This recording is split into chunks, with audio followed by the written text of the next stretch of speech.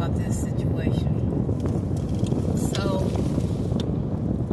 my son and I are sitting in the apartment, and we hear probably about a dozen police sirens, and they're close by.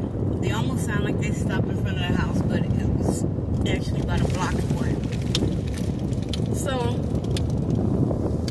we decide to go be nosy, take a little walk, see what's going on in our neighborhood. So we walked down, and like I said, there was probably about 12 cop cars down there. One of the reasons why the response was what it was because A, all the tension with the Bud Crawford case, and then B, I guess the day before, so not yesterday, but the day before that, there had been an incident where a police officer got shot in the head here in Omaha. I didn't hear anything about it. I still haven't even looked it up. But he got shot in the head. I don't know if he survived or what. So now they're on high alert, and they're going to be trigger happy.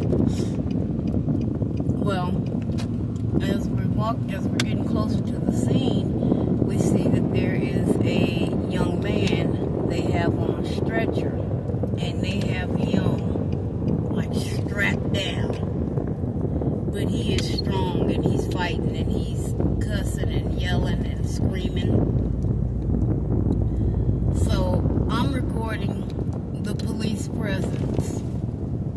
I'm recording the young man. And my intention was to ask some bystanders, yes, what's going on? Why did they have so many police officers there for one person? Granted, he was very strong, he was very agitated, and I know that a lot of people, when they are agitated, they get strength from I don't know where. But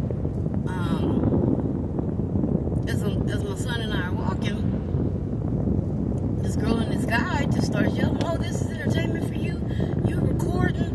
This is funny to you," and this and that. I'm like, I'm not laughing about anything. I'm trying to see what's going on. And the reason I wanted to see is because, like I said, these police are on high alert now. They're trigger happy. And then you have an agitated young man. This kid couldn't have been no more than, at the oldest, 25. So let's say he was between 19 and 25. We all know how a lot of police forces act when something has happened to one of theirs, and then you get somebody who's all hopped up and this and that. I wanted to make sure that this young man was not being violated, not being abused, not, he wasn't being beaten or anything like that. And so I'm trying to explain at first to the young lady and the guy that were on the sidewalk, hey, I'm not doing this for entertainment value. This is not fun for me. I don't want to see what I would call a kid. I don't want to see this kid on this stretcher surrounded by all these damn cops. That's definitely, if you know me, you know that is not what I want to see. So I turn the camera off, and I'm talking to the girl. She seems more reasonable, more logical.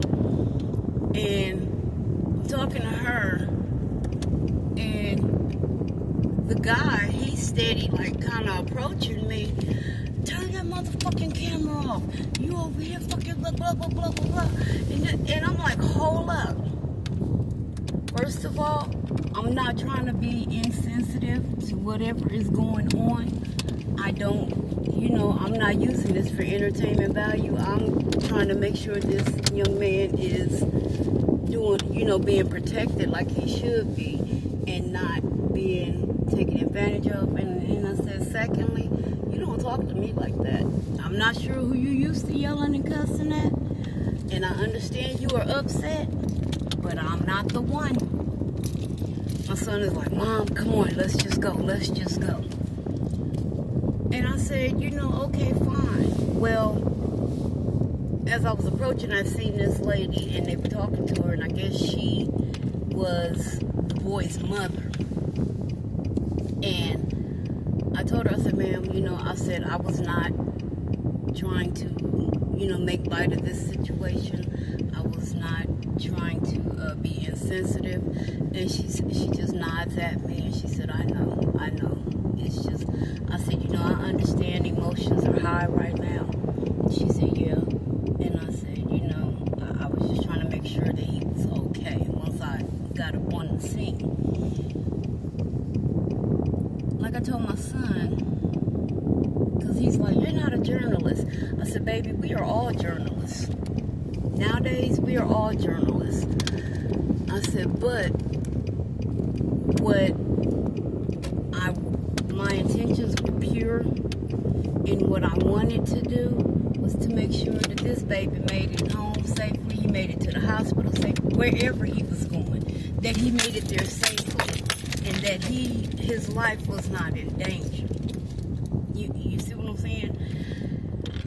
I said, because nowadays you have to film things, you have to narrate it to let people know, because then the cops will get off on some kind of damn technicality. I told him, I said, you're damned if you do and you're damned if you don't, because if you videotape it, then people, oh, you're being insensitive and you're misrepresenting the truth and this and that. But if you don't film it, and then the police do something, or something happens to this kid, all you people standing around and ain't nobody filmed nothing, now we ain't got no proof of nothing. So what was the right move? Like I said, once the little girl, well, I shouldn't say little, she might have been about 20. Once the girl and that guy were yelling and this and that, and this is entertainment to you, and once I started talking to her, I'm like, sweetheart, I'll talk to you because you seem a little calmer.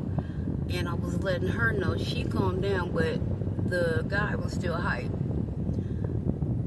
But what do you think was the right call? Should I have continued with my